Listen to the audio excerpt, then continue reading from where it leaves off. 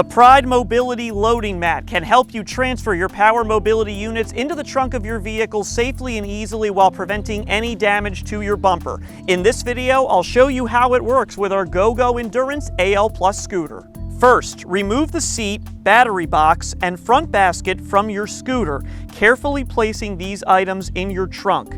Do not separate the front from the back. Use the tiller adjustment to fold down the tiller and secure it in place. Next, place the unit into freewheel mode to make the process easier. Take the loading mat and place it over your bumper for protection. Leveraging the front of the scooter and using the unit's transport wheels if applicable, take the front wheels and place them on the mat. Then pick up the back and roll the scooter into the trunk using the mat.